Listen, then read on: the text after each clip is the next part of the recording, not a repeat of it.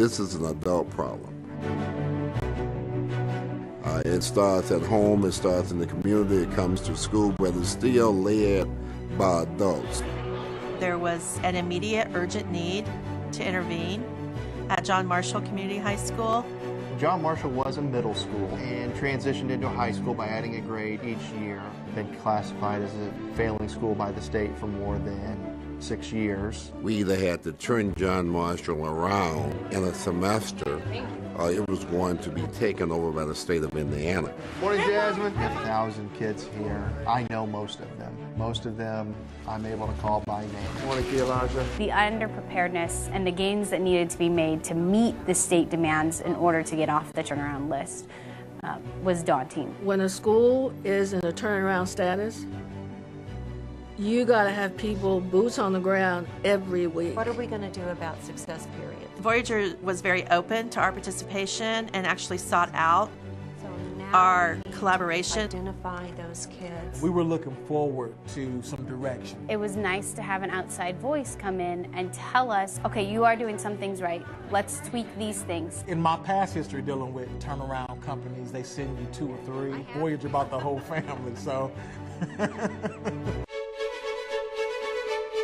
We looked at the feeder schools into the high school to improve the elementary feeder. Because by the time they are 7th graders and they enter John Marshall High School, if they're behind, we're never going to be able to turn around that high school.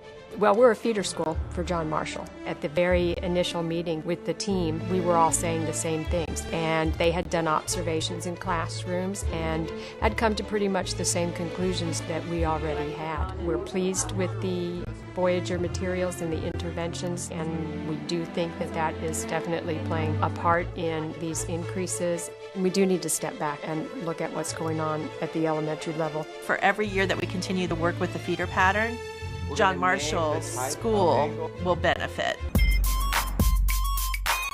We started with one set of priorities, and then in September or early October, the state came out with some different guidelines in order for us to avoid state takeover. So we had about 6 to 8 weeks to make all of that happen in one of the lowest performing schools in the state of Indiana. Having someone who came in who believed in our students was huge. Kids were really, even after they took the tests, they were waiting to see what the results were. I know I did well, I gave my very best. Just creating that ownership was a huge shift. And at the end of the first semester, we had the kind of achievement that really allowed the district to keep John Marshall.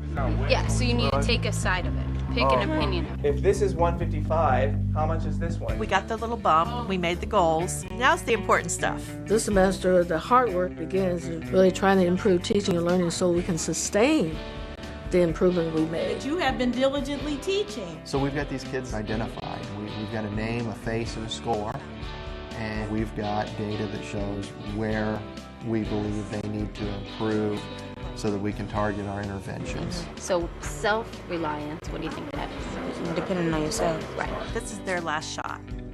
If we don't get this fixed and give them every opportunity, It has a positive effect. we don't know what's going to happen to them. There's a rich history on the northeast side of Indianapolis. We don't intend to lose that school.